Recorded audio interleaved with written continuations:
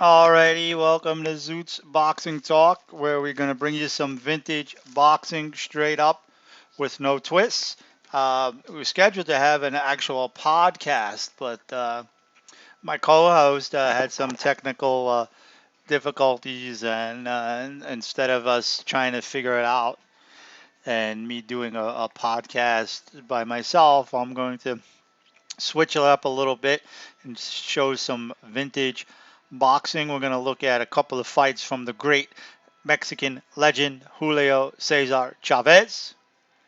And the first one up is a fight, the first championship fight Chavez ever fought in against Mario Martinez. So let's fire that one up for you.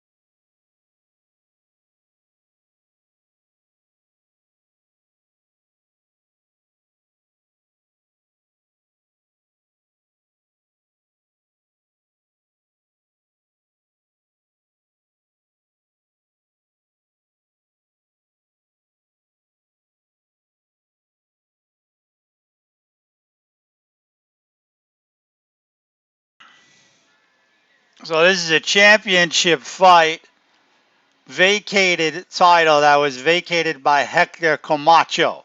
Macho Camacho couldn't make the weight anymore, so he started to move up.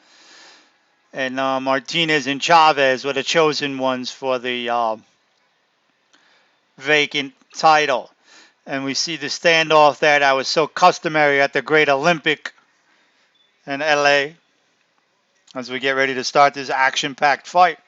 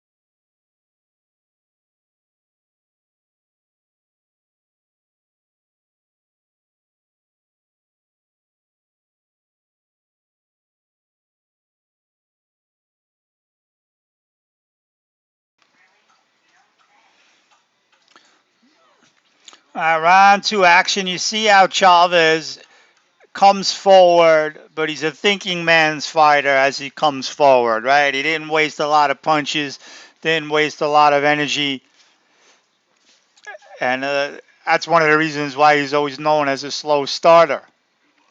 But you see him right in front of the guy, not taking much damage. The shots that he's taking, he could certainly take. There you see a nice jab to the belly. He's setting up Martinez. He's coming forward the whole time, but not really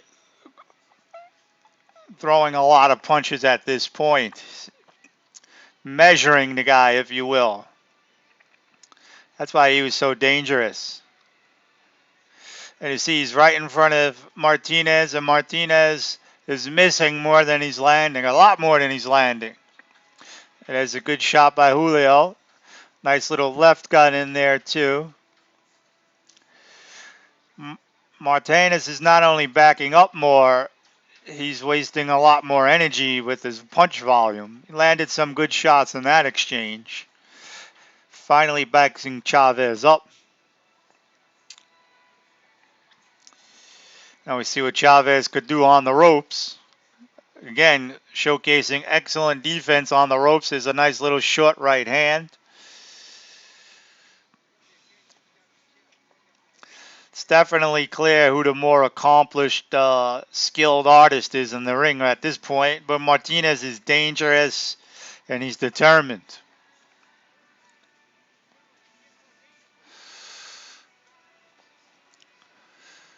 There's another beautiful short right hand by Chavez. He's taking some punches now. But you see how Martinez is very wide in his shots. Those shots, when they do land on the target, aren't as effective.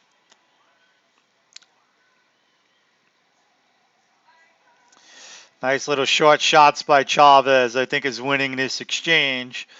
But you see Martinez and his windmill punches and his energy and the fact that he has the opponent on the ropes might fool the judges into giving them the round. Under 25 seconds now. Let's see if Martinez can close. There goes Chavez again off the ropes.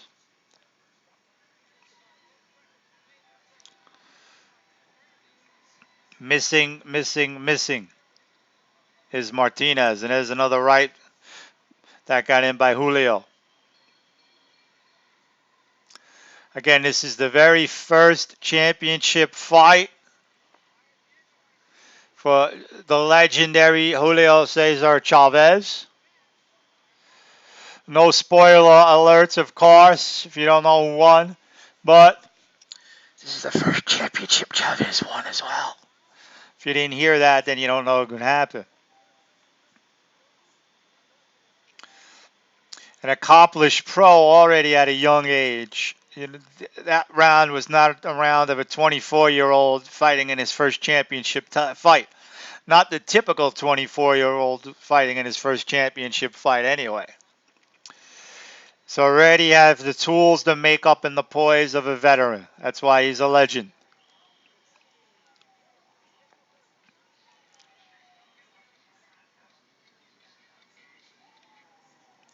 And this is the English version of this fight. And hopefully the quality comes through. It's pretty good quality. Another one of my proud fights of my collection. I'm not sure. There's a lot of fights on YouTube now. I'm not sure if the English version of this fight is on YouTube. At one point, this was a rare find. And if it is on YouTube, what is the quality like? I don't watch much boxing on YouTube unless it's a current fight that I don't have access to otherwise, or I missed on television.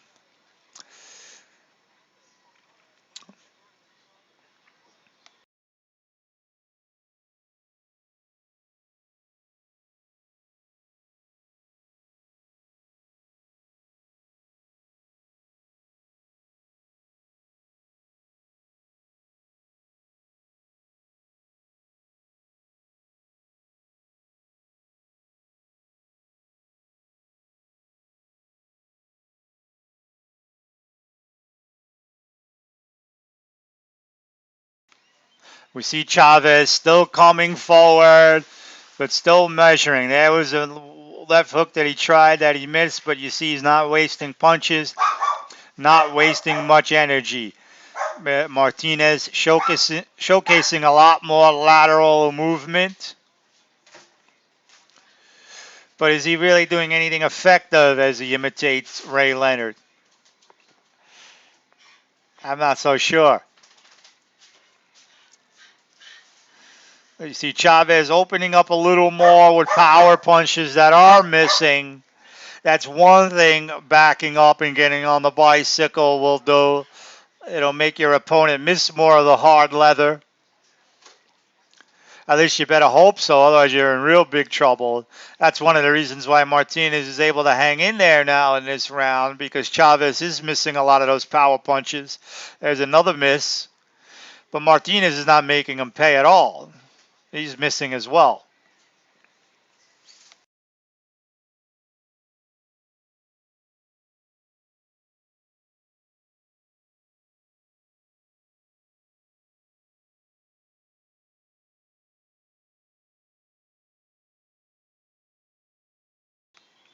So the action again on the ropes. I thought Chavez got the clear advantage when the action was on the ropes in the prior round. Let's see if Martinez can get any success here. Still missing. Chavez not really landing the clean shots on the ropes at this point either. Both are missing. And Martinez is throwing a little bit more. There goes Chavez a little bit better. A little tougher round to score because there was a lot of missing on both men.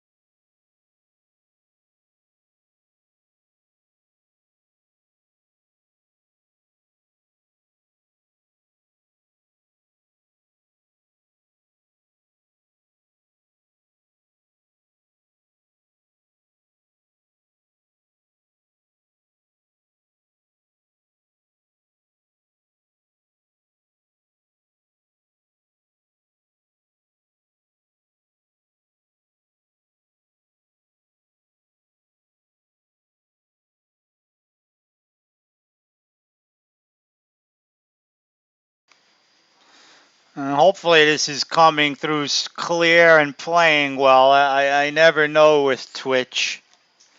I'm supposed to have the proper manpower, Wi-Fi power, if you will,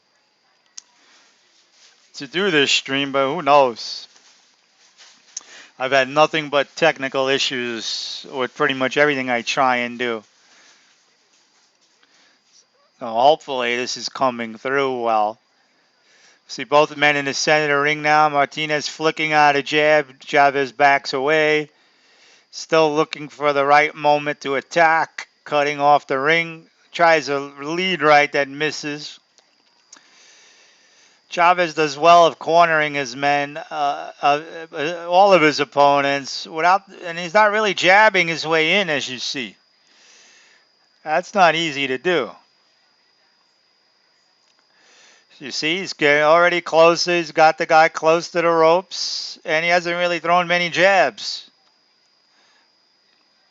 He got hit there, but I don't think it really did much damage, but you do have to score it. Martinez is flicking a jab, but it's not landing at all. So interesting fights within the fight here. As Chavez is still taking his time. Tries the left to the body. But he's doing a good job of getting to Martinez anyway. He just can't sustain an attack. There's some of the better work by Martinez in the fight. And there's a nice left hook by Martinez. Martinez comes forward and he throws. He's dangerous. Mostly arm punches, but it's easy for us to say that looking at it. It's certainly getting the attention of the judges. And at this point in his career, you needed to hit Chavez with a sledgehammer to even get his attention.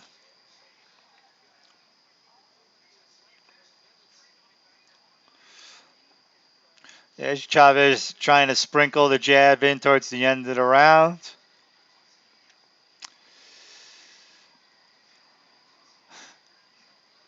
Another close round that you can make a case for Martinez, I think, in this one.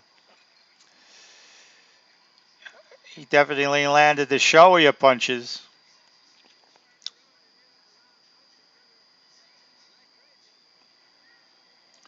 As we hear the Olympic crowd, one of the best places to ever see a fight is the Olympic Auditorium in Los Angeles. I know plenty of people that have done that and talk about what a great experience it is. Fortunately, I never had the pleasure. John Responte, who was supposed to be co-hosting with me tonight on the podcast, is a California guy, and he talks of the Olympic days.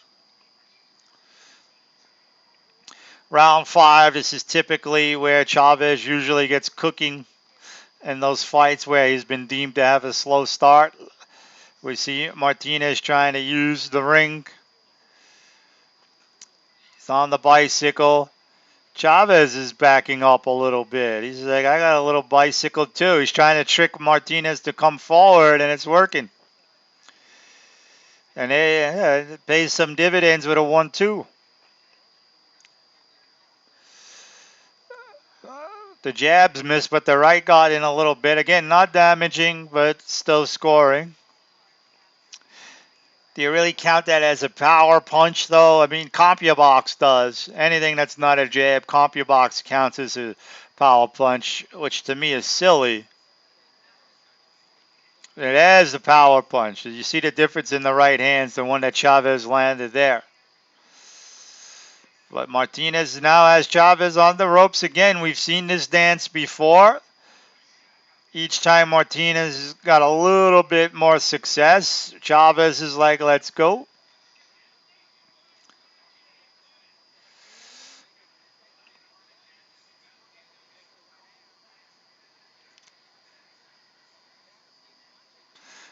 I mean, if there was one guy that was born for violence in the ring, it was Chavez. Look at this guy. He's enjoying himself, and he's very good at what he does.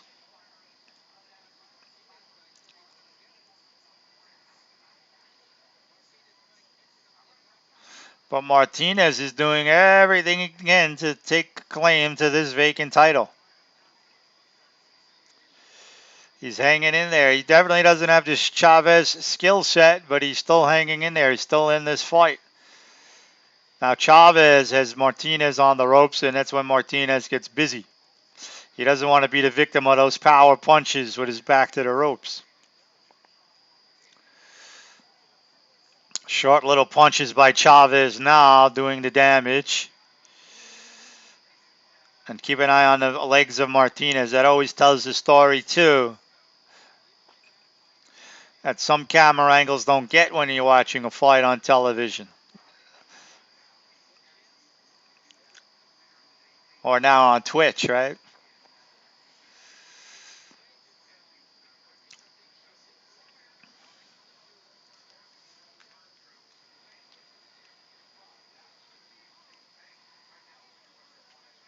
Big shots. This is a clear Chavez round. After you thought maybe he might have given a couple away. But not only that, he's putting some investments on the fight, putting hurt on his opponent. I don't think you could say that Martinez has put much hurt on Julio. He's obviously made him work for what he's getting. He's obviously made him use some mileage with his feet. But Chavez is a great conditioned athlete.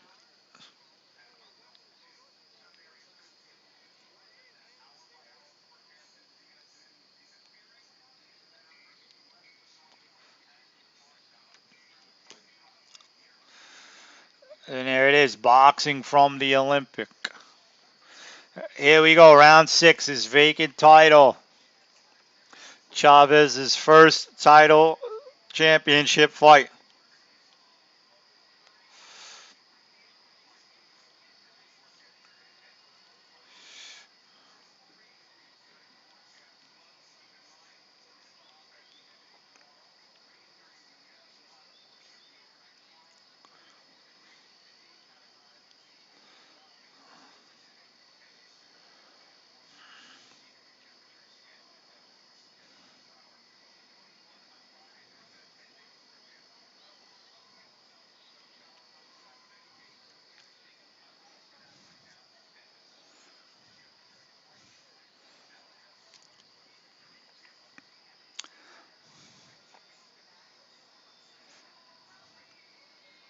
And you see what's happening here, and the same thing I was trying to do for a little bit. You don't hear constant talking by the commentators. This is for the television audience. They're doing a good job of letting the action come to them.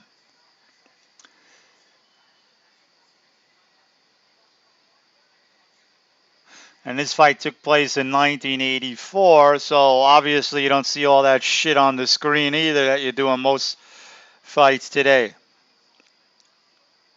You're certainly not going to see a CompuBox update or a news scroll at the bottom of the screen. Pretty much my only gripes with today's boxing.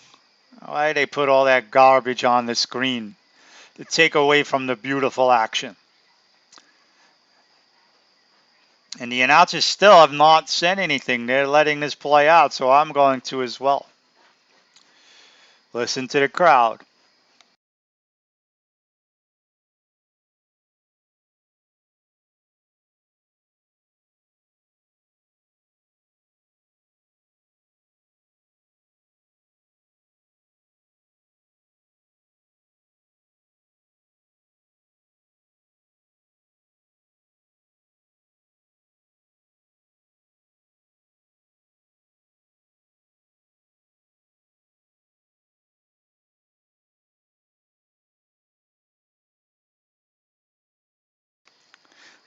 Now it's kind of like you get to wonder if there's something wrong with their microphones. There are some big moments here that you would have thought they would have commented on. Maybe they took a little coffee break.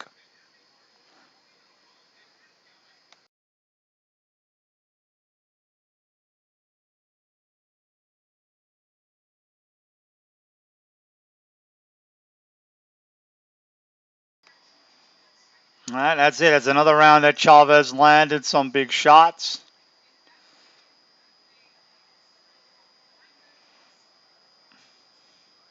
And now we hear the announcers' mics seem to be off. They're not saying a word, which I don't mind. Just give me the crowd noise all day.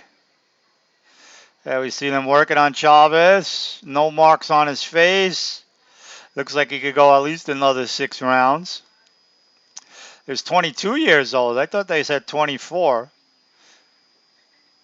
But either way, showing a skill set and boy is way above his years in this fight.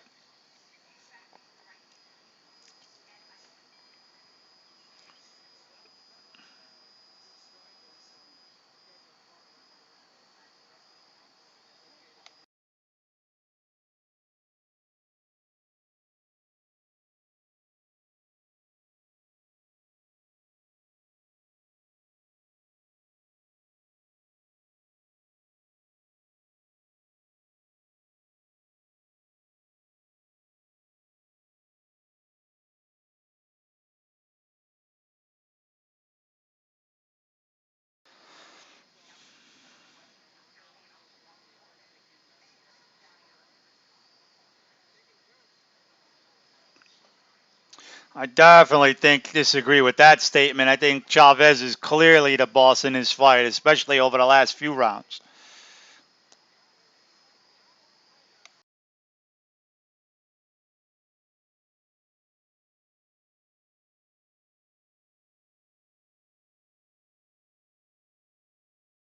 You just got to understand how Chavez goes about his business.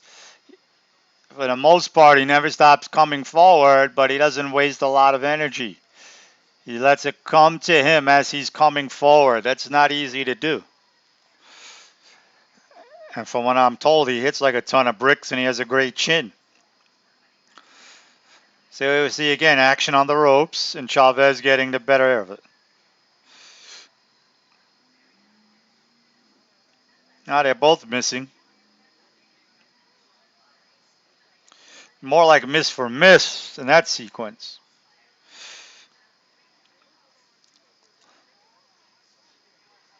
Without a doubt. I don't think Chavez is getting hit with a hard punch yet. A lot of arm punches from Martinez. That's not going to get the job done against the Chavez.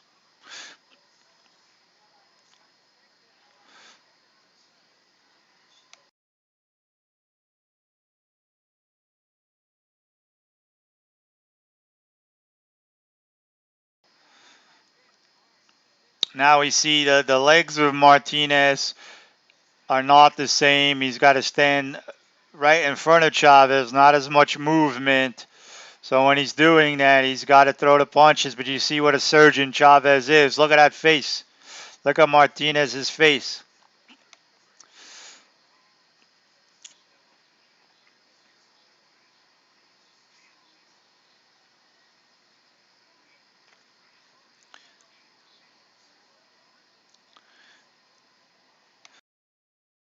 Short little punches by Chavez that are picking this guy apart.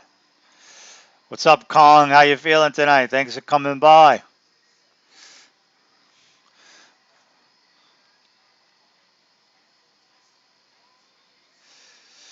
And Kong has told me it's frozen on his end, so there you go.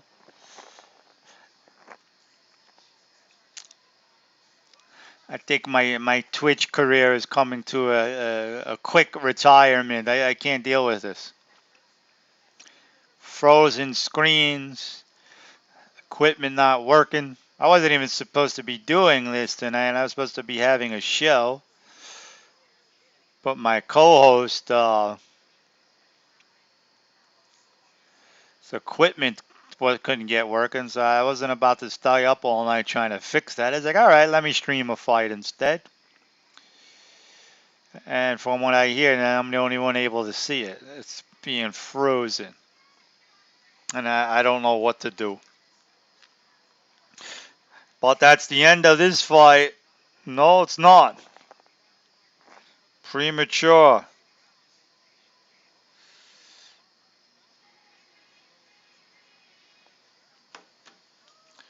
But right now, the damage is all Chavez. Martinez is game, but the writing is on the wall in this fight.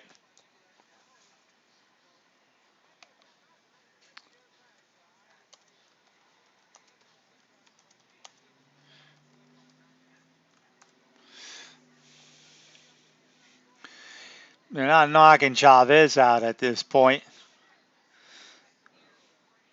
Nice right hand by Chavez. As you see, he carries his power in the second half of the fight. The accuracy is there, and he's certainly not winded at all. He has his legs.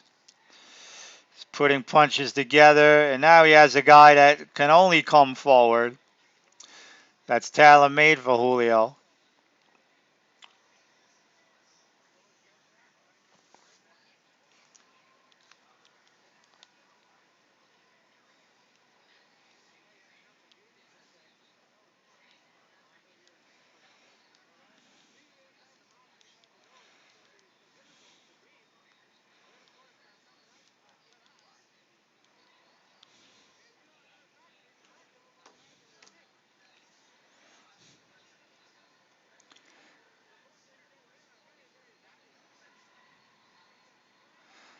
And we see,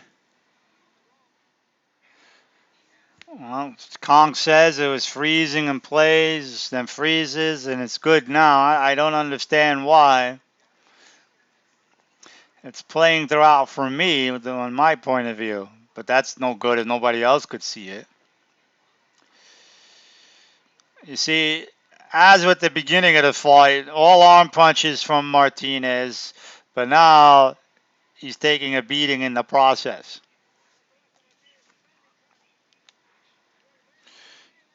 He's cut up.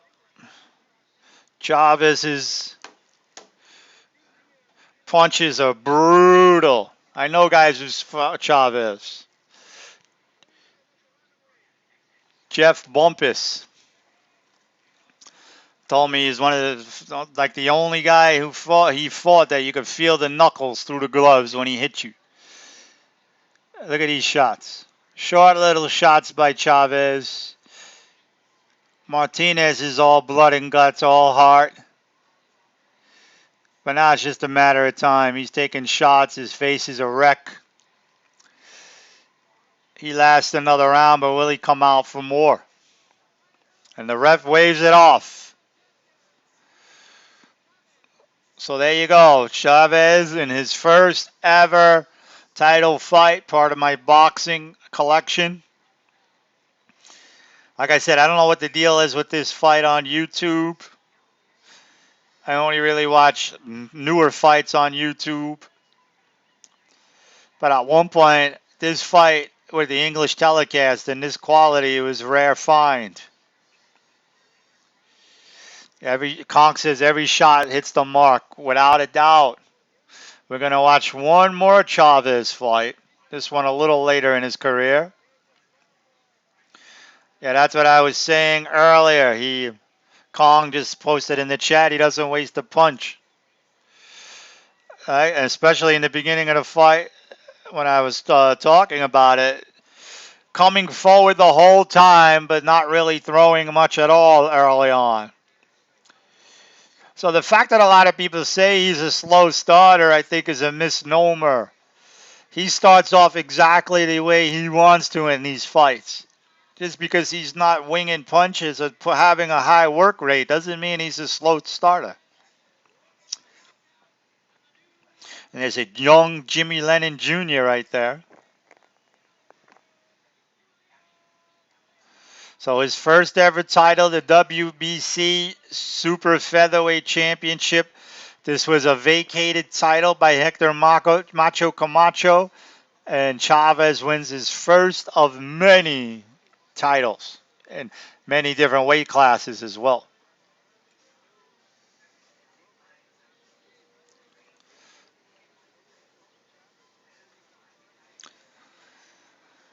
So this is our first fight of the night on Zoot's Boxing Talk Vintage Boxing Edition.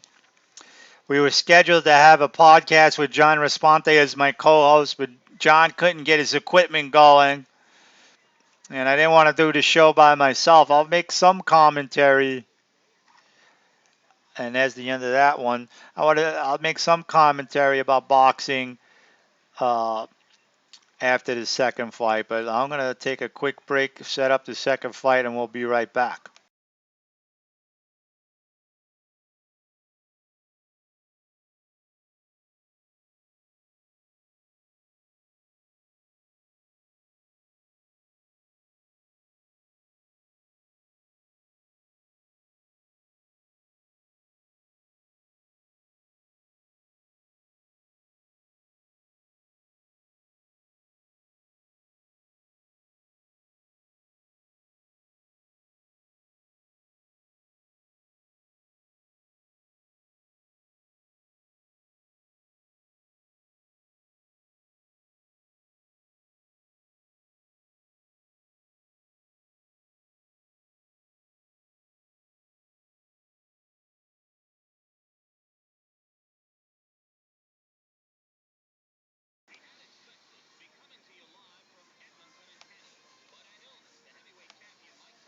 Forced postponement of his 10th title defense, so the champion packed up and came home. Last we saw the Tyson machine in July, it was for 93 short seconds. Later you'll get an update on when and where we may see him in the ring again. I just realized for the first fight, I don't even think I had the mic on for that, so you didn't hear any of that but me. In the 1970s, Roberto Duran I'm learning as I ruled the go lighter weight along. divisions of boxing with his famous hands of So stone. here's the second fight of the night. One of my favorite fights that doesn't get a lot of attention. his victory over Sugar Ray Leonard in Montreal, a ring classic. Chavez as the versus Panamanian street Sammy fighters bored the Fuentes. This was All-American supposed hero. to be the night It's hard Mike to believe Tyson that 15 pounds was going to and fight nearly 10 years Razor later, Ruddock. They'll do it again. Ruddock had to postpone. I mean, Tyson rather had to postpone. So HBO brought you this fight instead. So check it out. In the 80s, Alexis Arguello was the decade's most feared lightweight champion. His ascent to higher weight divisions was dramatic, but with tragic endings.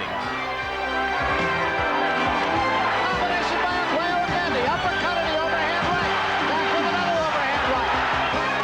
There's a right hand, snaps the head back, and Pryor is hurt. A smashing right hand. Arguello's helpless against the ropes. Arguello's hands at his side. It's over. Aaron Pryor has retained his junior welterweight championship. Arguello slips to the canvas. Now as we enter the 1990s, Julio Cesar Chavez takes his dominant reputation as a lightweight champion into the higher weight classes. Now we'll learn more. Oh, so about Kong what said the kind of sound was champion on, so Chavez that's is. good. There's Chavez against Roger Mayweather. Second time around, same result.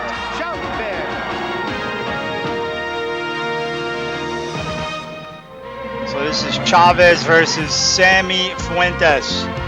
Sammy Fuentes is one of my favorite fighters of the 80s. He's not, he's not the most popular guy and well-known guy in the world, but he fought a lot on like the ESPNs and the sports channels and all of that. And he got his big chance and on the big stage against Chavez tonight.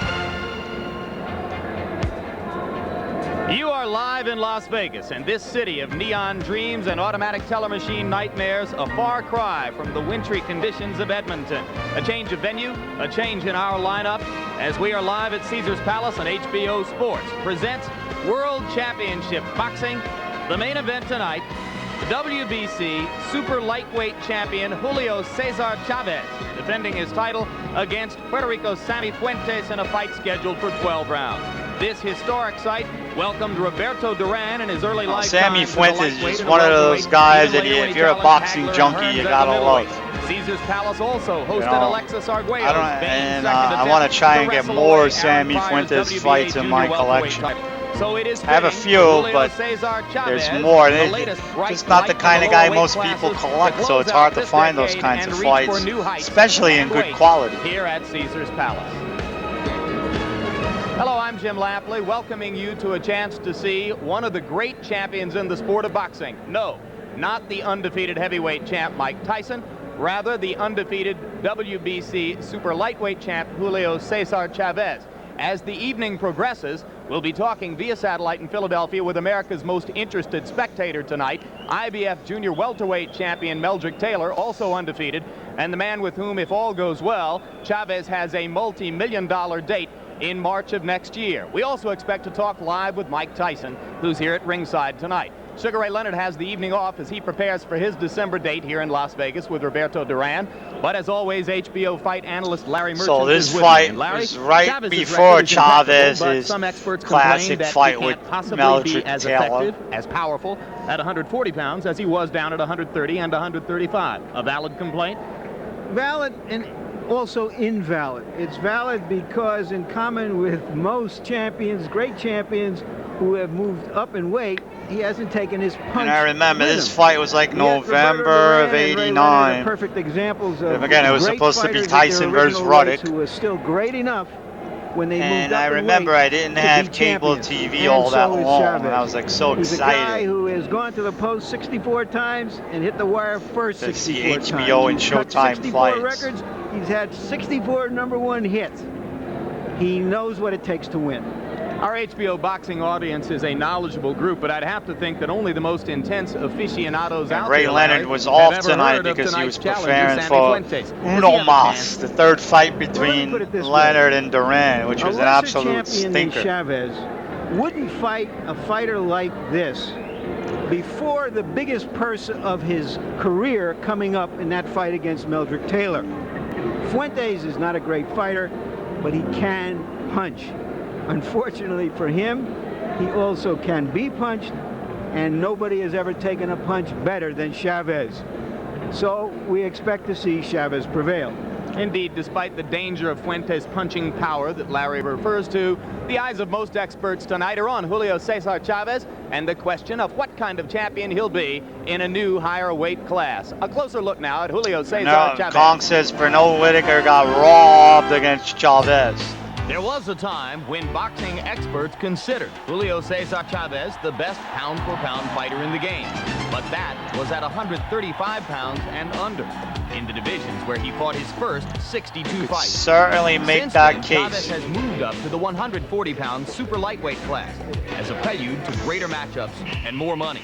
Experts say the added weight offers problems Chavez hasn't faced before.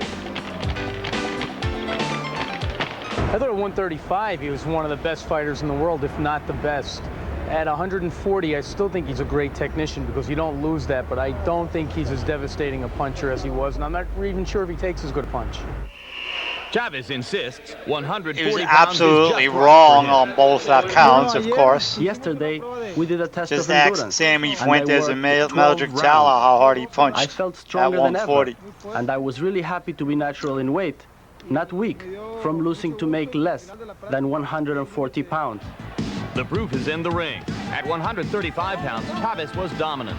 He batted Edwin Rosario around for 11 brutal rounds 2 years ago, and later knocked out Rodolfo Aguilar in his first title defense at that weight. Aguilar looking for a place to fall after the right hand.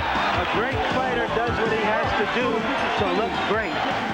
Later, Chavez added the WBC crown with his defeat of Jose Luis Ramirez.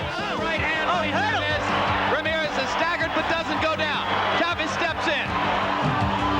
But then Chavez moved up to the 140-pound weight division. The muscle he added looked fine on his skinny frame, and Chavez sounded no fears about climbing into the ring with larger opponents. At this weight, I feel stronger and quicker. I should have been at this weight 2 years ago. We've seized this opportunity, and I think now you will see the real me come out. So which is the real Chavez? Years ago, in his super featherweight fight against Roger Mayweather, Chavez bullied his way to a second-round knockout.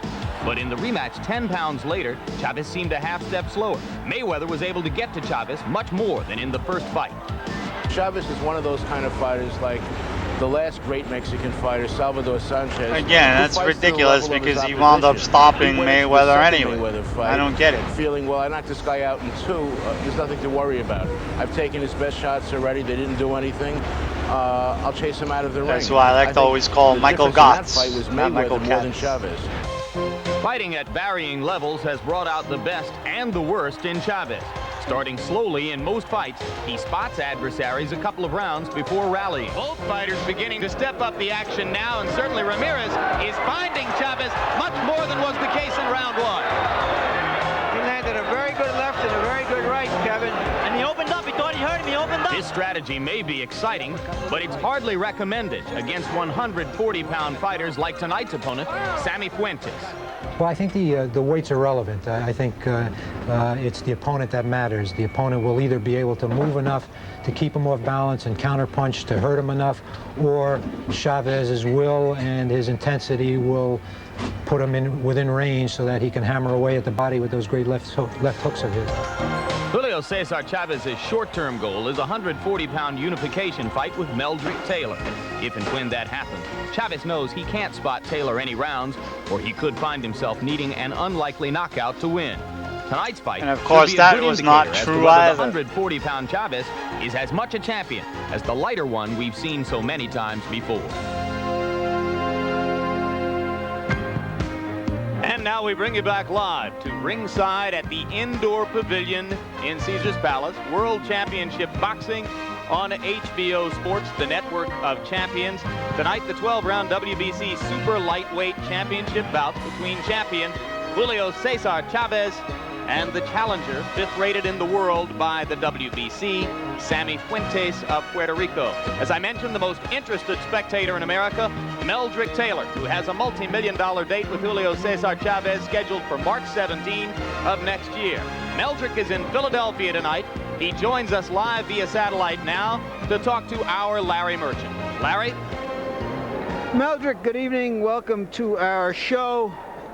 Is this an anxious moment for you because your opponent in March has to get through this tonight for you to make an awful lot of money? Yes, so Larry. My adrenaline is flowing right now to be able to sit here and watch Chavez take this fight, knowing that I'll be preparing for Chavez next year, March 17th. From the point of view of a professional fighter like yourself, forget for a moment that you're going to be his opponent. What is impressive about Chavez? Chavez is a very aggressive and a very persistent fighter. He has a lot of experience, and I respect him as a champion. I think he's one of the best champions of all times. Have you ever fought anybody quite like him? And what do you expect to have to deal with, and how do you expect to deal with it from this long-term perspective? I never faced an opponent like Chavez. Chavez, like I said, is a very superior boxer. He's a very patient fighter. But my skills put against his skills, I think would be a very interesting fight. Now, you have a fight coming up Monday night in Atlantic City against somebody named Rocky Balboa. He's not a heavyweight, is he? No, he's not, Larry. All right. You had an injury last year. You were out of commission for some 7 months. Conditioning is going to be very, very important against a fighter as persistent with his stamina as Chavez has. Have you been able to get back to where you were before your injury to your leg? Yeah, I mean, Chavez was consistent and obviously a very tough nut to crack. I don't think that I'm 100%, but I think I'm getting towards that His defense was better than what he's given credit for, too. Getting stronger as I go along, but by me having that long layoff, I have some early Chavez fights that were kind of close to, as fights with Rocky Lockridge and Juan Laporte. That I wanted to be in. We're kind of close. Let me make a correction. You are fighting in Philadelphia Monday night, right? Yes, I am, Larry. Your hometown. Good luck, and I assume that Mr. Chavez will be just as anxious as on Monday night as you are tonight to see the both of you get through this, and we'll talk to you later in the show for your impressions of the fight tonight. Good luck. What Meldrick Taylor is going to be in for in March, Sammy Fuentes will be in for tonight. We all saw very clearly back in May when Roger Mayweather fought Chavez. Roger Mayweather is a good professional fighter. He got himself into the absolute best condition he could be in. He was highly motivated. He fought his heart out. And after 10 rounds, he gave in, quit in his corner. Chavez's modus operandi is to come out, take your best shots, see what you have, and then give you his best shots. Because he takes a shot so well, the end has always been ordained. Let's see what happens tonight. All right, thank you very much, Larry Merchant. And there is your first look at Sammy Mangani Fuentes of Loiza, Puerto Rico, 25 years old, fighting for the 29th time, getting his first shot at a world championship. Some would be cynical enough to say this is nothing more than a club fighter, a journeyman. Indeed, his record of 21 wins, 6 losses, and 1 draw is not spectacular or eye-catching, but perhaps a bit misleading. He has fought more quality fighters than most fighters will in their first 28 bouts. His last 2 bouts, 2 tough 12-round fights with Rodolfo Aguilar of Panama, a man who 16 months ago gave Julio Cesar Chavez a good deal of difficulty before succumbing to a 6th-round knockout here in Las Vegas. Aguilar, a lanky fighter who was fighting southpaw when he gave Chavez trouble, got a draw in his first bout with Fuentes. Then in their second 12-round matchup, Fuentes won an easy and lopsided decision. He makes his way to the ring now, obviously with his spirits higher than ever in his career for this first title shot. And Larry Merchant, as you mentioned, a dangerous, tough fighter, particularly on the inside. Does Fuentes have the eye of the tiger? What do you think? An experienced fighter. He made. He fought a fight, that second fight with Aguilar. It was the nearest thing you'll ever see. Fun guy to watch on ESPN $75,000 over the years. to the winner, $10,000 to the loser. He won the fight. He's taking this fight tonight for just $30,000. Peanuts. Well, it'll buy a lot of peanuts, but the champion will get about $500,000. And there you see his record. What is the value of He's lost $30,000 today as compared to Fuentes has 1989? been knocked out. Who has their 4 inflation times. calculators? Knocked out by fighters like Freddie Pendleton and Frankie Randall and Roger Mayweather and Juan Nazario. All of them good fighters, none of them great fighters. Meanwhile, Julio Cesar Chavez is seen by most as a great fighter, and here's one of the reasons why. His 64 wins without a draw, without a loss, at the beginning of his career, the 4th longest such streak in the history of the sport, and the longest since before World War I. Since I never heard of the first 3 guys, I don't know what it means. But having seen Chavez, I know it means a lot. He doesn't want to lose. You would think that along a career of 64 Buffalo professional Martin fights, a lot of them in tank towns on the in left of Mexico, the screen behind Chavez's right shoulder, his longtime trainer, slipped once in a while, but also he's trained always as there. Zuma Nelson. He's one of the few champions I've ever seen who I'd have to say simply loves to fight. He's like a carpenter who loves to drive every nail. Indeed. Since his title shot victory over Mayweather in May, he has fought 3 times. Non-title fights, 2 of them in Mexico. He says partially because most of his fans in Mexico don't have the money to come to the United States to watch him fight. And that's why he's such a good champion. He's never far out of shape, so that when he goes into training for a fight, he doesn't have to worry too much about weight. He worries about the opponent. He prepares for the fight, not for the weight. And I'm a guy that has visited the Boxing Hall of Fame quite a few times. I actually have a Boxing Hall of Fame shirt. I don't know if you can see without a it. loss, and many people give him credit for that. And 2 of those victories I've never seen during Chavez the first year of his at the career Boxing cannot Hall be of Fame. verified by HBO Obviously, he's statistical been there. count. He's been So inducted. consequently, we say that he's 64. But never on the Either years way, it's I've not gone. bad. Tail of the tape, and you'll Will see this there's very be little difference perhaps between the the 2 year? fighters. The one significant He was thing here, scheduled Larry, to go Chavez 1 year. struggled I was perhaps a supposed little to bit go, make it under 140, but he wound up and this is a canceling. man who's regarded by some as being at a weight well above his best natural weight. Well, he says he's now a natural 140-pounder, and that it was some rough work to make this weight. But I think it's a Kong, who comfortable was weight for watching him at and this listening age. as a Julio Cesar Chavez And video here are game, right, punch stat Kong? numbers to give us a profile of how active these fighters are, both against Aguilar. Aguilar gave Chavez a little bit of trouble when they fought. Chavez threw 55 punches, landed something over 50%. In the second fight with Aguilar, Fuentes threw about as many punches and landed only a third of the punches, although we watched that tape today, and in the rounds we saw, it seemed that Fuentes landed a lot more, perhaps because so many of them, Jim, were hard punches. Particularly in the later rounds when Fuentes was really coming on. Punch Rules stats for the mean bout absolutely here in Nevada, nothing and those for the WBC in a Chavez first fight. jabs I per mean, they're round, very Larry. questionable As to you see, begin Chavez with. throws more jabs. Fuentes, But in a Chavez fight, is a round puncher. He throws a it lot of doesn't mean hooks, much occasionally jabs to because the body. Chavez deliberately doesn't waste a lot of energy, especially early. He doesn't have a high work rate early. The referee does not in score. most of his 10-point fights. must here. No Jumped on standing Haugen count, pretty no quickly, but that was a vendetta rule, fight. And you can be saved by the bell in the last round. And Chavez's right now, jab the ring announcer Chuck Hull for is pre-fight more introduction. powerful. When he does commit to a jab, is more powerful than most people's power punches. King Productions, in association with Caesar's Palace, presents World Championship Boxing.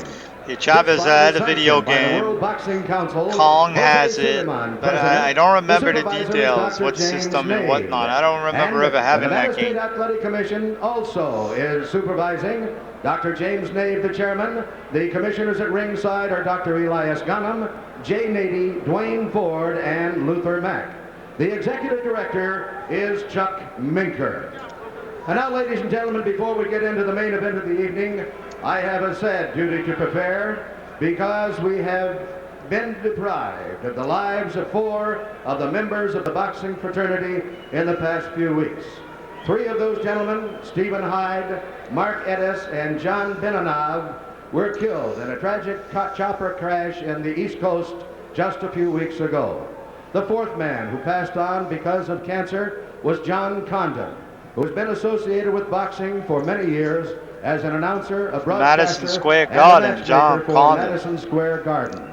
So if you would please all rise as we pay homage to these men who have blessed us, and our timekeeper Jane Broadfoot will sound the 10 count in their memory.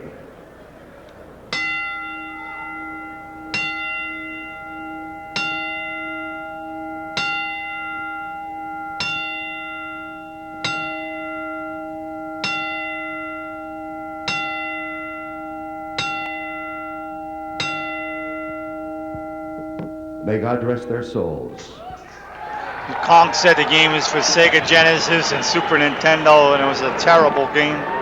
Ladies and gentlemen, Anybody that was lucky enough to have the MSG cable network in the early and mid 80s when they had boxing, John Condon was usually announcing.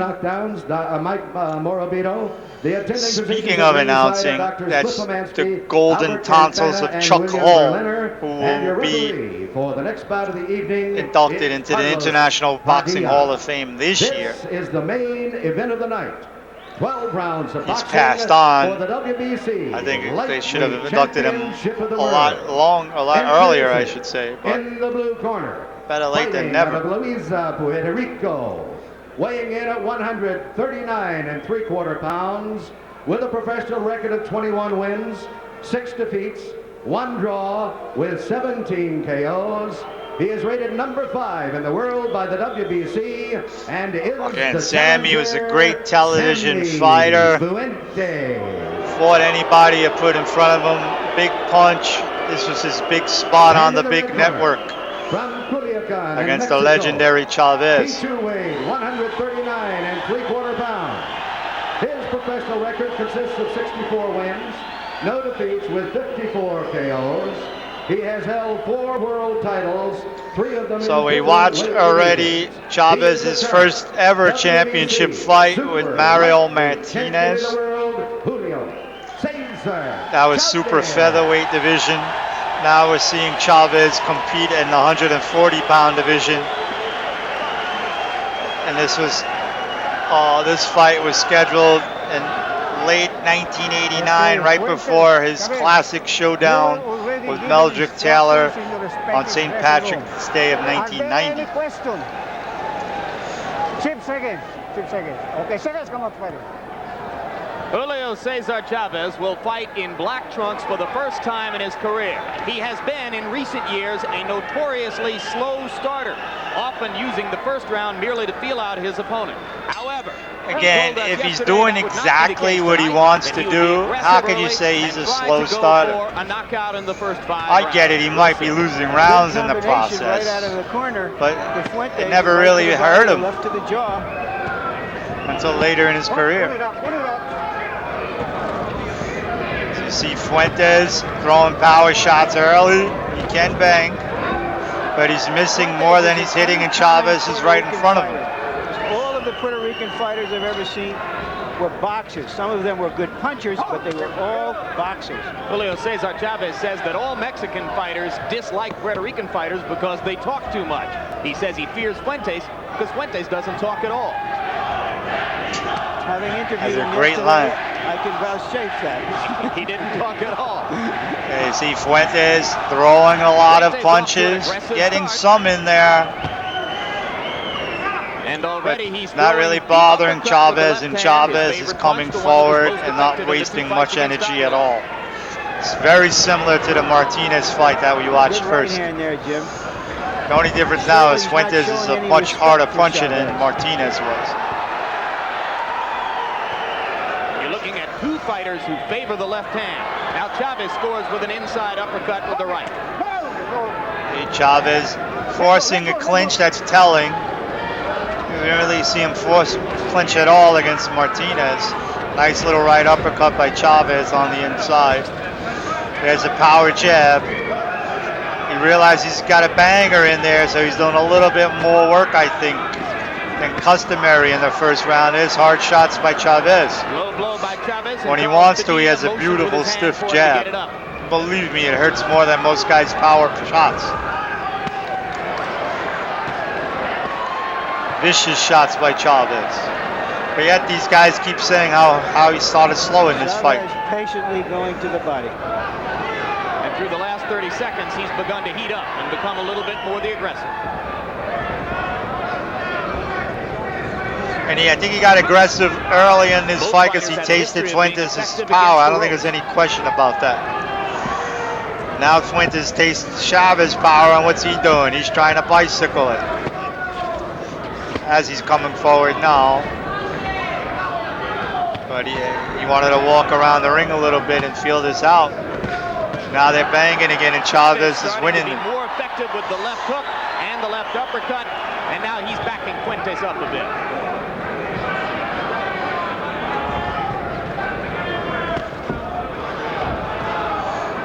Here we see Chavez making a miss again.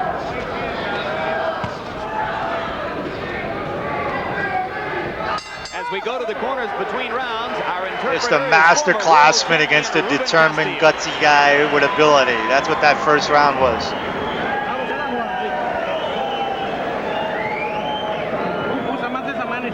You got to use your left hand more. Do it more frequently. Throw your right hand and a left hook over the top. Combinations. Combinations, champ. You throw punches 2 times. Throw them double, they'll land.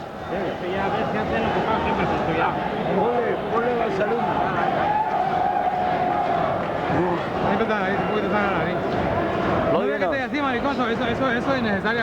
You don't need that. Don't blow your nose too much. Not necessary. You gotta bob and weave more. Don't stand straight up and down. Kick some of that ice out of there.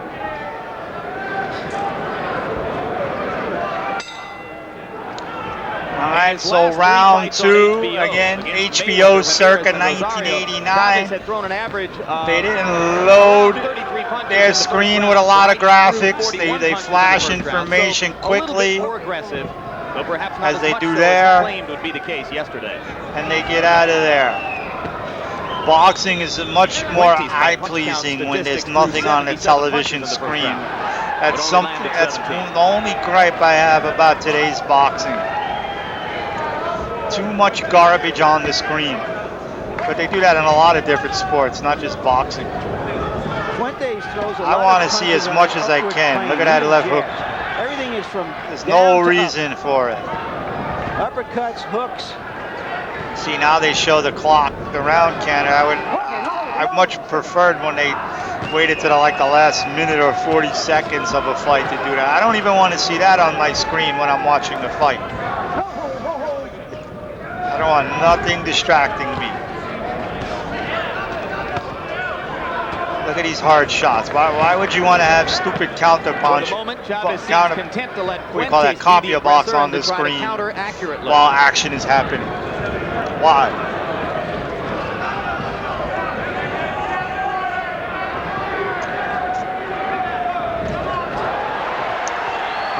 Lead to the head landed for Chavez.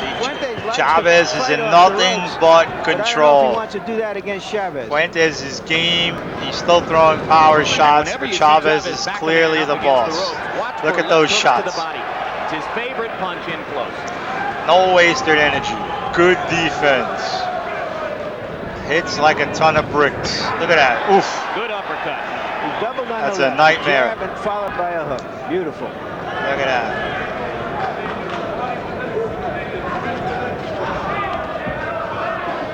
And yet the narrative of this fight is Fuentes was winning early. Chavez got off to a slow start and forgot to go to a body until later in the fight. It's such a false narrative. They're landing heavy stuff. Look at what's happening here. Good right hand by Chavez. Fuentes had landed a right just before that.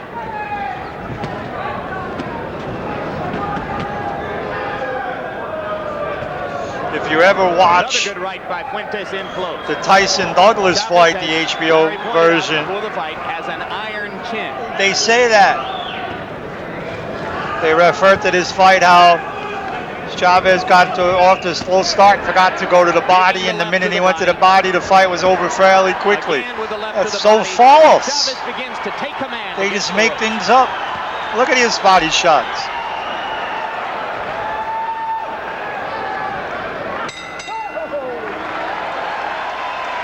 Both fighters landing vicious body punches in that round. Definitely a good action fight, though. Meldrick Taylor is on the other end of our wire here. Meldrick, your impressions of those first two rounds? Well, Chavez seemed to be too stationary. He seemed to start to pick up the pace now. Seemed to figure out this guy Fuentes. In a matter of time, I think Chavez will start really taking over this fight. Maybe I'm watching a different fight. To me, Chavez has been a nightmare since round one. Especially the last minute and a half of round one when he started throwing those stiff jabs. Here's a sequence in this round. Look at that. A left followed by a right and a left to the body by Chavez. Folks, that's a major league combination from a major league fighter. Experts typically regard Chavez as one of the most accurate punchers in the sport. Our punch stat computations had him landing 60% That was a low of his blow. blows in round two. That's very low. Padilla warning Sammy Fuentes not to hold behind Ray the head Leonard while would be proud.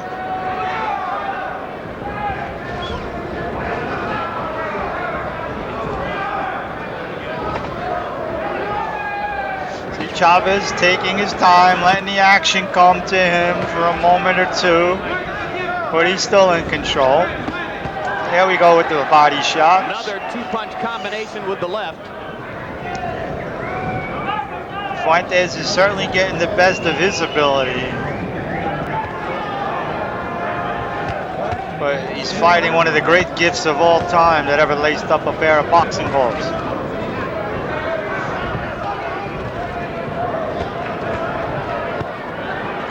Even when on the ropes, he has good defense. Several others missed. Chavez is very adept at slipping punches at close range. He's on the ropes.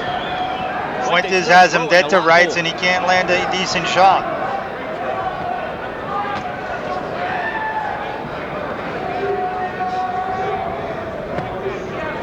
Picking off shots with his glove. Still the busier fighter. There's a nice 1-2 from Chavez. Fuentes turned southpaw momentarily. Now he's just winging shots. He's almost in he's in survival mode already. He misses a lot of punches, but he's hoping something lands and does damage. He'll stand and punch. There's some nice work by Fuentes, but again, he turns southpaw and he misses. Fight a little bit, I'll say that.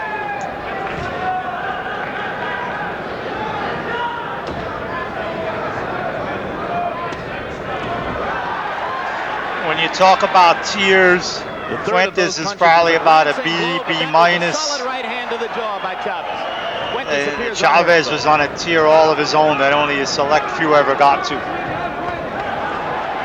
Another right that Ray Robinson, Marvelous Marvin.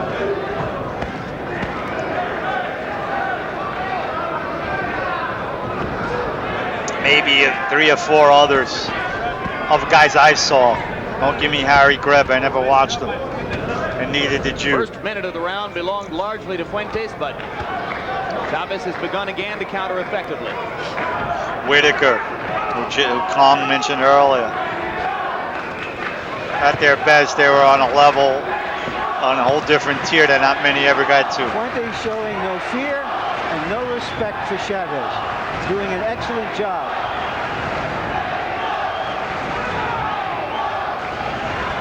Coming forward, he's the boss once again. Tries to close the round out with something big. Fuentes is being competitive though in this fight, although he's getting hit with a lot of rough shots. You look pretty when you move. See how you do it. You do it very good.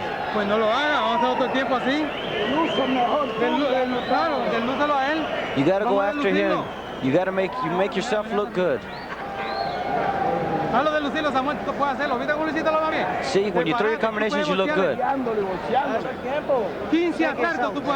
right, Harold Letterman, our unofficial official, give us your verdict for the first 3 rounds. Larry, I've got a 2-1 favor of Julio Cesar Chavez. He was digging those hooks to the body early in the fight. The 3rd round, Sammy Fuentes got busy, and I thought he just barely edged Julio Cesar Chavez to pull out that 3rd round. But I still think that Chavez has a complete control with those shots to the liver. Okay, I've given Fuentes 2 of the first. And that's 3 when rounds. Harold Letterman more or less talked normal. He didn't have that sticky bite. Begins, we are joined Where's that by Harold Letterman? I don't think he got there yet. Regularly our expert commentator here on HBO, taking the night off tonight as he trains for his upcoming assignment with Roberto Duran, but certainly no stranger to Julio Cesar Chavez's fights. What have you seen so far, Ray? Well, Chavez is starting to pick the tempo of the fight up. In fact, he's landed some great body shots. I thought that 3rd round he was able to slow down Fuentes and pretty much take control. I thought it was just a matter of time. Fuentes is aggressive and shows no fear whatsoever. You see what's happening for Fuentes. He's really showing a lot of styles to Chavez. He's turning southpaw. He's moving around. I don't think he has the power to get any type of respect. A lot of times Fuentes almost looks like he's off balance when he throws. Fuentes does have the power, Larry. But Chavez doesn't change up his game for anybody. He's still coming forward and left hand by Chavez, being the thinking man's fighter. He came forward, he could bang with anybody, but he was very much a thinking man's fighter, Chavez. Allow Fuentes to wear himself down a little bit. Look at those shots to the body. Thrown by Chavez. He goes to the head, then he drills those body shots. Takes that toe, slows the man down. He's throwing more stiff jabs in this fight than what we saw in the first fight with Mario Martinez. Well, that's a good idea. Leonard getting ready for Uno Mas. Who remembers Uno Mas? The 3rd fight with Duran that opened up the Mirage. That's how long ago this footage is, folks. And look how clear it is. Thrown by Fuentes are not really solid punches. Although he's throwing points, he just wants to get in and get out. A lot of times he has a tendency to lay in too long. Do you think Chavez has sufficient punching power at 140 pounds to be the kind of champion? And every once in a while, Fuentes turns lefty. I don't think his When he did it from range, he didn't have much success. But when he did it there, he scored some points with some hard shots. But again, hard shots really don't do much to Chavez. There's some more hard shots. And I found out that Chavez man, takes much more. Puts his head on Fuentes' shoulder, trying to back him up again. Round 4, very much like the first 3. Fuentes giving no quarter. Thudding shots. Crowd starting to chant Chavez, Chavez. As Jeff Bumpus told me, you could feel the knuckles through the gloves when Chavez punches. And he didn't do anything to doctor them. No padding was removed. But it felt like the padding was removed. That's what Bumpus told me.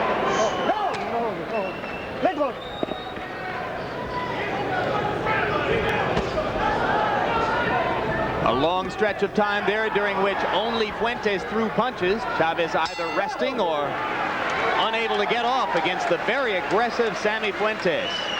And Chavez goes back to his corner a little dissatisfied with himself. You got to throw punches. You can't stand there. Fuentes is certainly making him work, but is he winning this fight? You've got to start thinking. I don't see it. Work right, work hard. You've got the capacity to knock him out. Throw your combination. Obviously, you also have to look at the intangible here with the Chavez corner, with the fact that there's such a big payday on the line in the next fight with Taylor. They probably expected Chavez to get Fuentes out of there by now. But that tells me they don't really know their fighter. The Sheik Ray Leonard. Thanks for joining us for the Thanks, fellas, always. All right. Ray Leonard scheduled to fight Roberto Duran on the evening of December 7 here in Las Vegas. Here we go, round 5. Begins. Sammy Fuentes in the military fatigue style shorts, camouflage. Fuentes giving a good account of himself, certainly giving the fans their money's worth. But I don't think he's winning this fight. I think Chavez is clearly the boss. He's clearly in control and delivering most of the damage.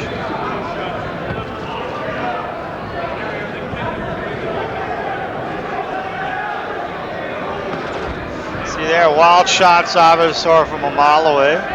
Well, Larry, yesterday Julio Cesar Chavez didn't make him pay for the miss, but you see right now he's measuring him again. This has been a He's performance thinking pretty in there. typical of the ones we saw in the last couple of years against Roger Mayweather. He knows this guy's a little long and tricky. And Edwin Rosario.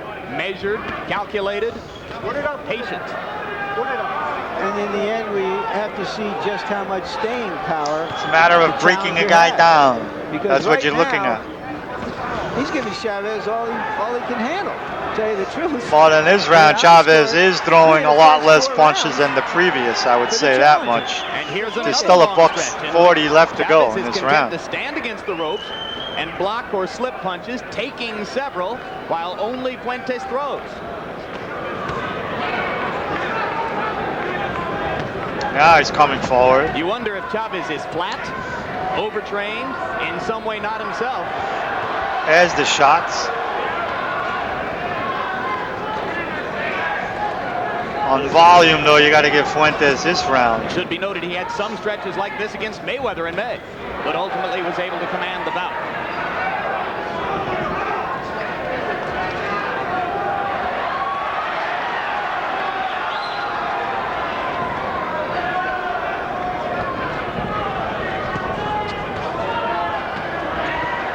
There's some hard stuff shots. Chavez mixing it up with uppercuts. You know, we ask ourselves. Fuentes trying to tie him up. They work it out of the clinch. This pace for 12 rounds. Another left hook to the body. There's a stiff right hand. There's the hard shots. Fuentes' hands stop moving. Chavez trying to win the round now. I don't know if he should jump in the water or ride his bicycle or go for a long run right here as a triathlete. You know, you're setting me up, and I love it, because yesterday you had the great line, but I'll steal it anyway. They don't hit you during a triathlon. That's right. And you would think with a longer body that Fuentes would be better off fighting from distance, but Chavez is such a master at coming forward and cutting off the ring. Signs of life from Chavez in about a round and a half, but you suspect he takes away the height of his opponents. Unquestionably, the man with the fastest hands and feet in this weight class might be salivating just a little bit as he looks on in Philadelphia, because Chavez tonight does not look like the kind of fighter who would be favored to beat a Meldrick Taylor. What do you think, Meldrick? Well, we have to see March 17th.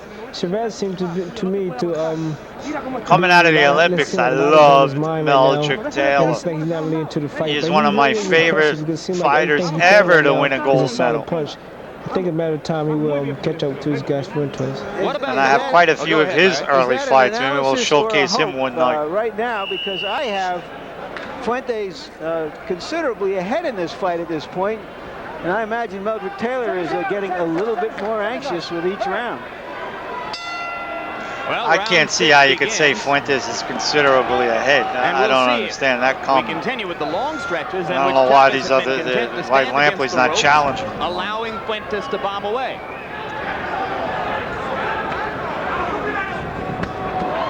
Fuentes tries to create distance with the jab, and Chavez eats him up. Won't. Not for the moment. This is a slightly different Julio Cesar Chavez. Back on the attack. Look at those hard shots. Left hands. You got to be kidding me. I think Chavez believes he hurt Fuentes with that right hand. Well, the way his leg moved involuntarily, I'm talking about Fuentes. These are the kinds of shots he's been trying every round, and now they're coming a lot more home because of the toll that it's been taken. Fuentes right back at him. Is that his last shot? Fuentes shows resistance. Look at this as a southpaw. Chavez has stopped throwing punches. Oof, 1-2. Tremendous exchange. Felt that one all the way down to his toes. Chavez is punching accuracy starting to take its toll. Uppercuts, vicious uppercuts. When he throws, he lands. Thudding shots. You can hear the thuds. You can hear the difference of Chavez's blows. Flirt, spurt. Even all these years later. And there's his spurt. No, it was just a flirt. Thudding shots. When Fuentes is landing, you don't hear that thud. He's punching with his arms.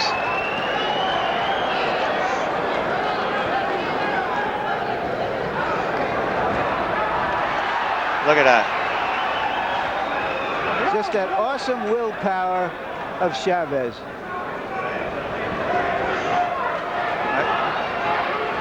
Now, Fuentes could just let his hands go and hope for the best. I don't know how much more Fuentes can take of this. He's in big trouble, but he's got heart, and he's fighting back. Chavez blocked both of those uppercuts. There's a little thud to his punches. He sat down on those a little bit. And he now needs both to fighters keep this are a guy little off bit him. tired from the heated action of the first 2 minutes of this round.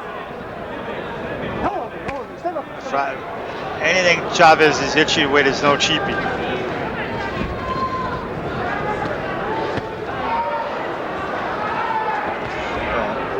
Give it to Fuentes to make a fight of it, though. I'll tell you that much.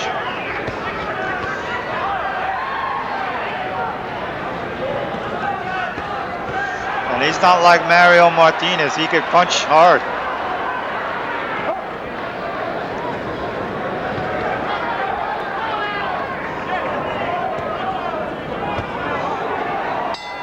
Hope you're enjoying this vintage boxing here tonight on Zoots Sports Talk. Finally comes to a close. It was a last-minute switch to the podcast we had scheduled with John Responte.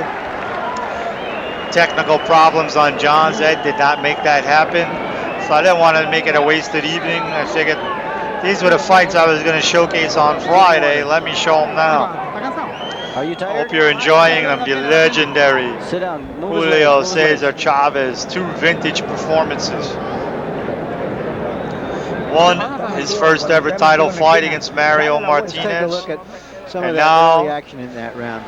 the headliner of an HBO fight, followed by a left, right before the scheduled fight with followed by 2 more Meldrick Taylor. lefts, and about 3 or 4 punches after Originally, that, this all was supposed to unanswered. be Tyson versus Ruddock in November of '89, and this was the replacement fight when Tyson could not go. This is what trainers are talking about when they urge their fighters to. And obviously, Tyson did not fight Ruddock again right away. He fought Buster Douglas Douglas, does it as well as anyone in the business. and we all know what happened there.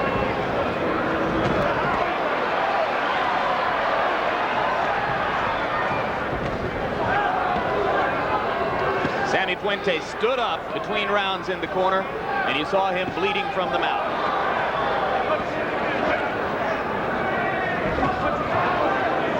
Look how game this Fuentes is. He's got a good skill set. Fuentes still throwing a He's lot. just fighting a guy with an out-of-this-world skill set. On top of it, with a great chin and vicious punching power. This is that portion of the fight where Chavez starts taking his opponents to a country they've never been to. They've never had to fight as hard for as long as they do when they fight Chavez. And that's when he usually prevails. Fuentes has been taking hard Chavez leather since round 1. Fuentes slows down a little. And now you see the shots are doing even more damage late in the fight, as you would expect it to. As what we saw in the first fight we streamed. As what was Chavez's staple. When he fought the higher class opposition, there weren't many fights that ended on under 5 rounds for Julio. He is seeing the truth of Chavez. Wisely moving around now.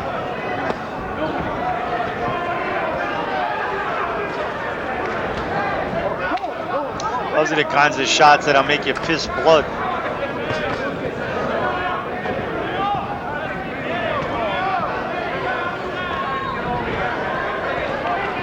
Chavez fought as recently as October 27th. We mentioned the 3 fights since May, all non-title fights. 2 of them early knockouts. I mean, this is obviously retrospectively, but if I'm a Chavez fan or if I'm in Chavez's corner, I'm not worried at all The texture of the bout has changed. about a payday for being spoiled with Taylor. If anything, my guy is getting hard rounds against the top guy for a guy who's going to be even better than what Fuentes is. Fuentes seems to be throwing arm punches now. That's right, pawing. No zip left. You think about all those lefts to the body. He just takes the starch out of you. No matter what you have in the tank, no matter what resources you have, no matter how much resistance you show. In most of his fights, especially in the 80s, he took the starch out of you. 80s, early 90s. Good, solid left by Up until the Whitaker fight, really. Very game performance by Sammy Fuentes of Puerto Rico, but Julio Cesar Chavez slowly, systematically beginning to take command. And HBO had to be happy, right? Because they lost the Tyson fight. Okay, sit down, sit down. And this fight certainly delivered in terms of a fight worth the public, the paying public. HBO was a premium channel. He's okay, he's okay. It's time. This is when HBO was on the top of the hill, people. Now they're on no hill. They don't even show fights anymore. Harold Letterman, how do you score the fight? And here comes Letterman with his normal voice. 67-66 in favor of Julio Cesar Chavez. He gets tremendous leverage, tremendous balance, and therefore tremendous power in his shots. And he's winning it because Fuentes is laying on the ropes and laying in front of him. You gotta go out there. Go get Now's him. at the point, though, the corner probably wants him to end it, right? Even though he's in control, and you gotta love what you're seeing if you're actually watching it. Differs only slightly from Harold. You worry about a freak accident, a freak cut, those kinds of things that could delay a payday. Could be academic. Nothing else was going to delay this fight. The payday, I should say, with Taylor, where the big bucks were.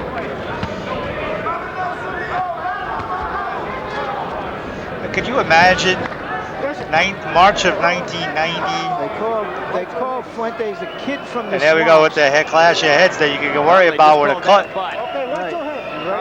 Looking at both fighters. That's the one reason why they probably want Chavez to end business. Let's see how he responds now.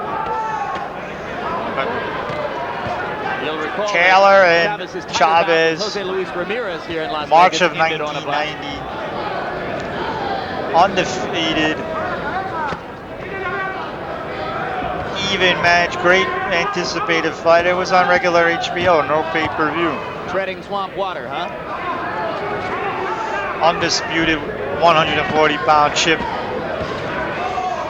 Now see what does Chavez turn up the intensity at all after a clash of heads. Right? The one thing that could postpone the Taylor payday is a bad cut. Chavez now, as was the case in the first Chavez is still doing Chavez things. He's not changing his style at all. Giving him a chance to counter accurately. By our punch count statistics, And he doesn't need to set down harder on his punches because he in the fight. punches the same way from round one to round whatever. They're hard punches too, like that and that. None of that pity pat. Most other guys would probably have panicked a little bit. I don't want to get cut. I'm going to try and press more, throw some more wild shit, and that's when bad things could happen. Chavez was too much of a professional for that.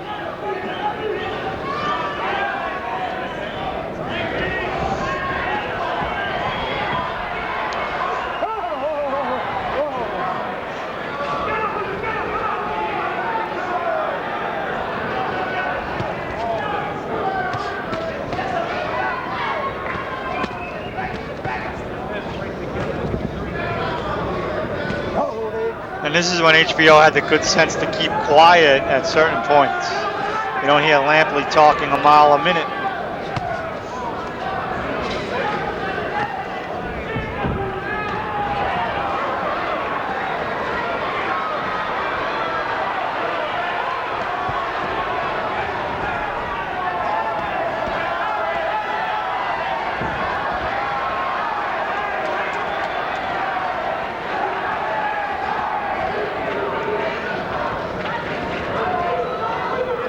Now we're at the point where Fuentes is just being pesky, really.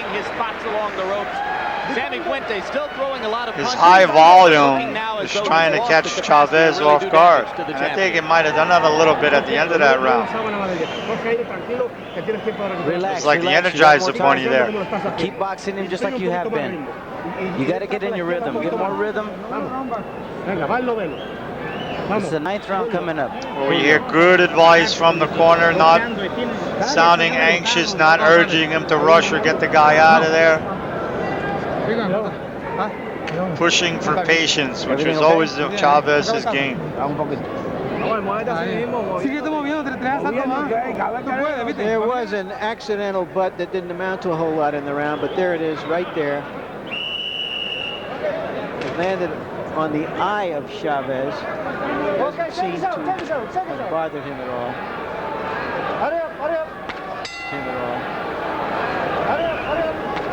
Beginning of round 9, and typically beginning of round 9 in these late rounds. Typically beginning of round 9 in these late rounds. Typically beginning of round 9 in these late rounds. Typically beginning of round 9 in these late rounds. Typically beginning of round 9 in these late rounds. Typically beginning of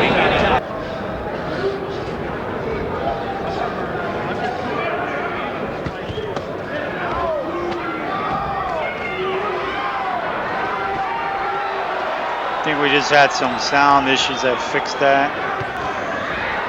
Now we see Chavez, the boss again. Chavez did tell us before the fight that if he didn't get him in the first half of the fight, he'd be content just to box him. But I think he can edit that comment and change his mind anytime he feels like it. if the opportunity is there, and certainly he's looking for it. All business, no wasted energy. It is not yet target practice, but it is verging in that direction. Incidentally, the word from our producer Ross Greenberg is that former world champion Ruben Castillo, serving as interpreter for us, is astonished by the calm and collected character of Sammy Fuentes' corner. He thinks they ought to perhaps be a little more excited.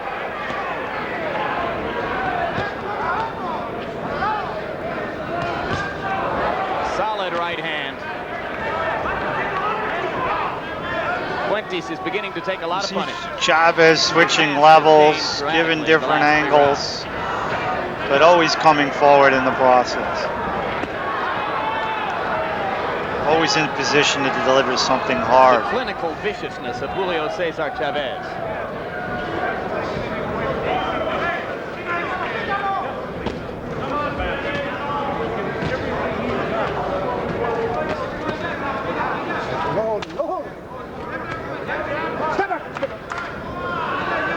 Very few clinches in this fight.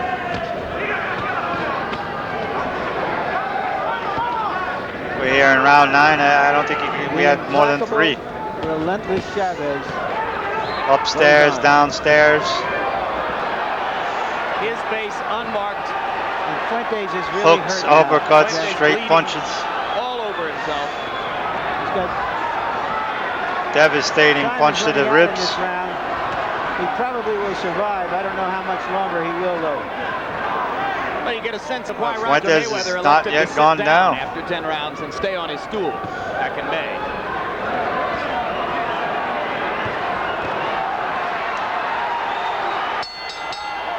Not yet gone down, but as typical, Chavez's opponent is now busted up. We saw Mario Martinez busted up. Now Fuentes is busted up. Your eye's swollen. Can you see the other eye? Sit down.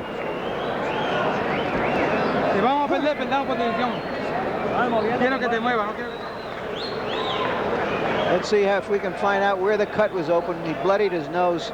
That punch from Chavez brought some blood. At this point in the fight, you get the impression that Fuentes has said, okay, you win. I'm going to try to survive. By punch stat computations, Chavez landed 57% of his punches in that round. Coming up after the fight, the Tyson story, and we expect to be talking live with Mike, who is here at ringside tonight.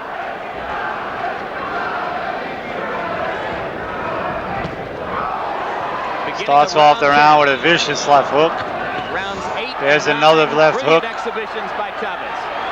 More of the same now. Fuentes turns southpaw again, now back to righty. He wants to end it. Chavez is really upping the work rate now, but still doing it in controlled pace. Still not wasting energy. Still extremely accurate.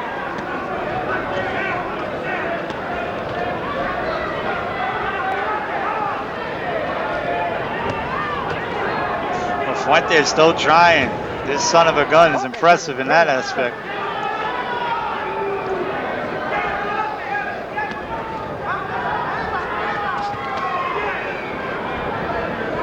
Well, at this point, it would appear not to be largely gone a down matter of yet. how much of this Fuentes wants to take, and how much Carlos Padilla is going to let him absorb.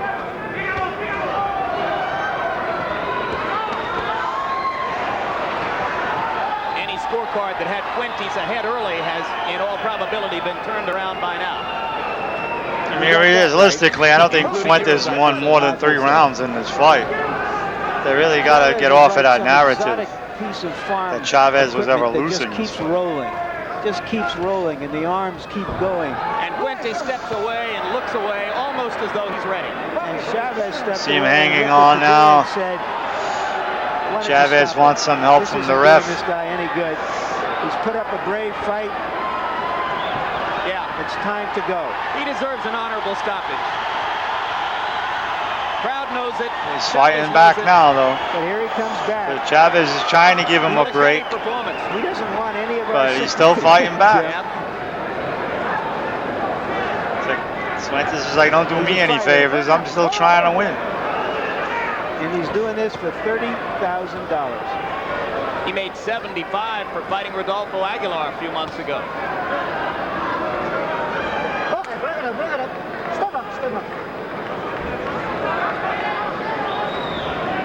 Well, he'll join a long list of good fighters.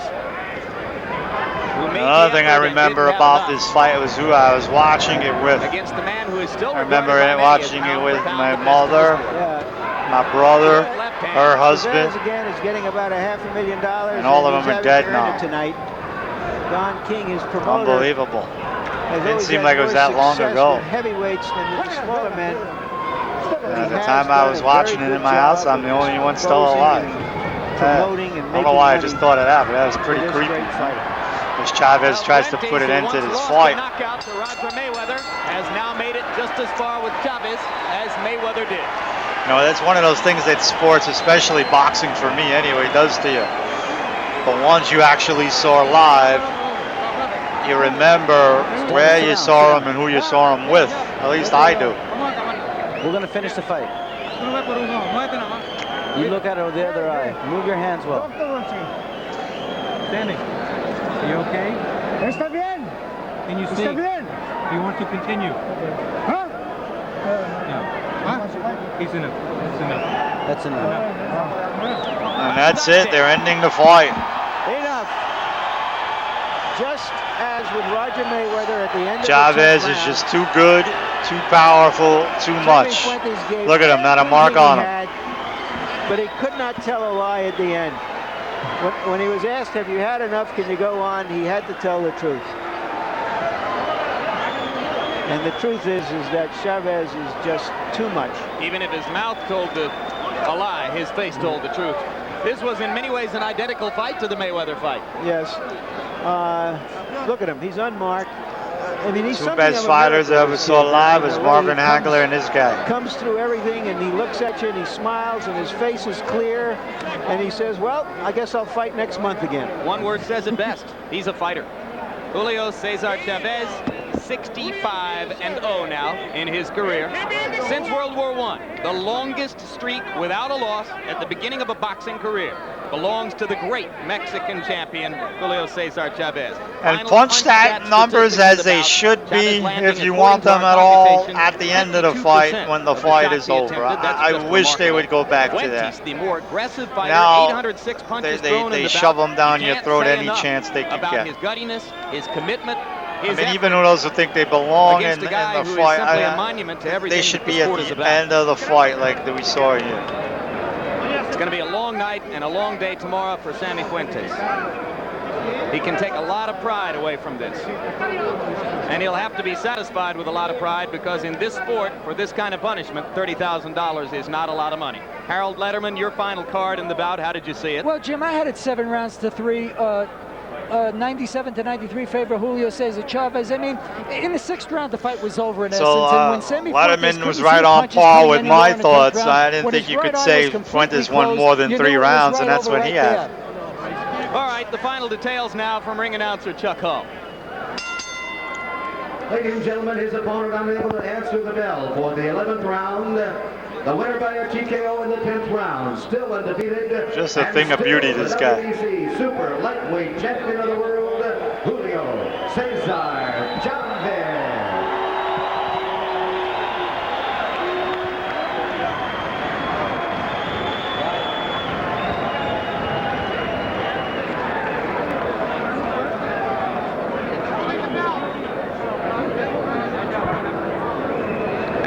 We go up to Larry Merchant in the ring, the chance Julio, to talk to the champion. That was not an easy fight, was it? Esta pelea no era muy fácil, ¿verdad? No, es una pelea dura. Yo sabía que era una pelea dura. I said it was not an easy fight. It was a tough fight, and I anticipated the tough fight. I had him ahead 4 rounds to 1 at the start of the fight. Were you concerned at all? Él lo tenía adelante 4 rounds a 3. Si estabas preocupado tú. No, yo creo que está ciego, está malo en la vista. he says you're blind. You got a bad eyesight. Thank you. The first thing you said when you got here was, there's no way this fight was 4 rounds to 1. What do you mean by that? Lo primero que dijiste cuando llegaste es que estás viejo. ¿Por qué? No sé. La verdad que todas estas peleas que estoy haciendo me sirven para la pelea con Melvin Taylor. Con Melvin Taylor va a ser totalmente diferente todo. Well, see, he's been fighting quite often, and the fight with Meldrick Taylor is going to be a whole different fight. Before I get to Taylor, you have been fighting often. You're scheduled to fight again next month. Do you still want to go ahead with that fight after a tough fight like this? Después de una pelea dura como esta, Julio, ¿piensas en pelear el mes que entra? ¿Sí Yes, very good. Yes, very good. Dan ya me dio permiso. Voy a volver a defender mi campeonato el 16 de diciembre. Posteriormente descansaré 25 días y empecé a entrenar para Melvin Taylor. He says that Don has given him the okay to go ahead and fight. He's going to defend his title on December 16th. So after that, he's going to take a little rest and then go after Meldrick Taylor. By a little rest, it probably means you'll have a few 4 or 6 rounders right after that. But tell me, your thoughts about Meldrick Taylor, who is regarded very highly in America. He's an Olympic gold medalist. He is undefeated. A lot of people think that he can beat you. Dice que todos consideran él un campeón porque es campeón de medalla. And Chavez did go through with that fight in December, even though he had the Taylor fight already scheduled. Muy rápido, muy inteligente, pero el 17 de marzo voy a ganarle Melvin Taylor. He said he's a very, very good fighter and he's a very quick fighter, but on the 17th of March he's going to beat Meldrick Taylor. Sé que será una pelea bastante dura. It's a tough fight for him. Pero será un tren con Melvin Taylor, un tren que lo va a arrollar. It's a tough fight, and it's like a train that's going to roll him. A train. Thank you very much, Julio. Thank you very much. I love you all. Back to you, Jim, and after Jim talks to Meldrick. All right, so that's the end of our broadcast. Even though HBO had more to show, that's where the tape ends. So hopefully you enjoyed that here on Zoot's Boxing Talk, some vintage boxing. Didn't get a chance to talk boxing with John Responte, which I was looking forward to. But technical problems are part of this gig here. This time there wasn't my technical problem, so I was ready to go. So the only thing I wanted to say, I mean, we have some good boxing this weekend, Showtime. You got all the football stuff, and obviously that's going to dominate the ratings. But Showtime, they'll probably do the smart thing and not show their title fight till after the football games are over Saturday night. At least I hope so. We got Gary Russell Jr., one of the best fighters in the world today, facing a tough, undefeated fighter, Mark Magallos. Magallos has got a lot of the advantages on the tail of the tape. He's got a big height and reach advantage. He's got power. He showed to have power later in his fights.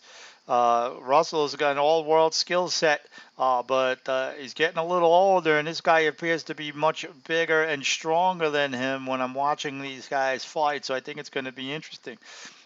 I still think Russell has enough to beat him, but it's going to be a tough fight. It should be a fun fight. Check that out on Showtime. So that's all we have for tonight. We'll have to see how the rest of the schedule plays out. Vintage Boxing was supposed to be on Friday. I don't know if I'm going to come right back and do another Vintage Boxing on Friday or see what's what. But those of you who did join me, and if you like what's going on, you could email me at zootsboxingtalk@yahoo.com. You can follow me on Twitter at Zoots Sports Talk on Twitter. So if there's a fighter you want to showcase here on Vintage Boxing, email me, zootsboxingtalk@yahoo.com. Chances are the fighter you name, I'll at least have one or two fights of that fighter. Don't ask for Harry Greb. I have no Harry Greb fights, so you can forget that. But I try and show, even with the guys well known, like the Hearnses, like who I showed last week, and like Mr. Chavez, I try and show they're a little bit more obscure fights than the one, as opposed to the ones everybody has seen and known.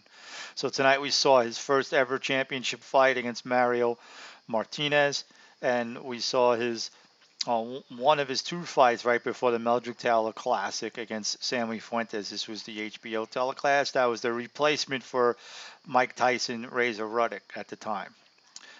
So there you go. So we saw Chavez circa 1984 and Chavez circa 1989. Hope you enjoyed. Again, Zoots Boxing Talk on Yahoo for any comments or fight suggestions that you may have. Zoot out.